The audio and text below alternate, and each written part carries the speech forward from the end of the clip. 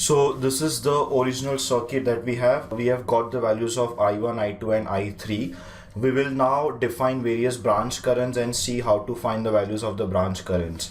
Now you can define all the branch currents with any direction you want, because if they have not mentioned, we can go for any directions we want. So I'll start from this topmost branch. Let us give them some different names because I1, I2, I3 are already being used. I'll call it IA. So I've defined current in the first branch as IA. I will define current in the second branch, which is this 1 ohm resistance, as IB. I'm taking current to be flowing towards right hand side. In this second branch, let me take current flowing towards left hand side. This time I can choose any direction I want. The current name I've given is IC. This current in the vertical branch, I'm calling it ID. This current I'm calling it IE, and I'm calling this current as IF. So let's see one by one what will be the various branch currents. IA is equal to, now if you observe, I1 is flowing in right hand side clockwise direction. So when it passes through 12 volts battery, it will flow towards right and it will be exactly same as IA. So IA is nothing but I1. We know I1, so we can just put the value here. That will give us IA.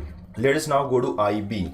So if I consider this 1 ohm resistance for a moment on this side, the current through 1 ohm resistance we have defined to be IB flowing towards right hand side, and this current is I1 going towards left, and this current is I2 going towards right. So because two currents are flowing through 1 ohm, both in different directions, the equivalent current will be difference of I1 and I2.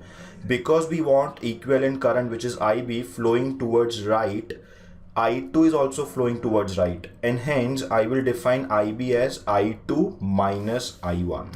So my IB becomes I2 minus I1. We know I1, I2 from previous discussion, so if I take the difference, I'll get the value of IB. Next is IC. IC is again flowing in a branch which is common to mesh 1 as well as mesh 3. So let me quickly take that 20 volts separately. This is 20 volts. We will not do this all the times. We are just doing it in this couple of cases.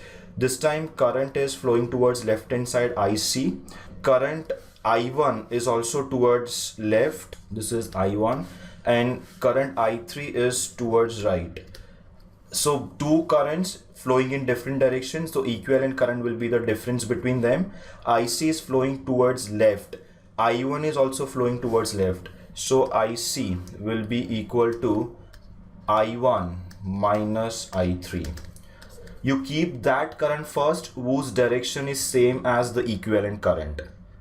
So that's the simple thing you have to use. Now with this logic, let us write down all the remaining currents. ID is current in this branch. First current is I2. You can see from here I2 is coming in downward direction. This is I2, and I3 is going in upward direction. That means ID will be I2 minus I3. Why we are keeping I2 first? Because I2 and ID both are flowing in downward direction. That means the same direction. Next is IE. IE is flowing through this branch. The current flowing in this mesh is I2. There is no other mesh to which this branch is common. So you can see I2 will come here and flow exactly same as IE. So IE is equal to I2. And finally IF. Now comes one very important point. You can see I3 is flowing in this branch, and hence I3 and IF will be same. But if you observe carefully, I3 is flowing towards left, IF is flowing towards right.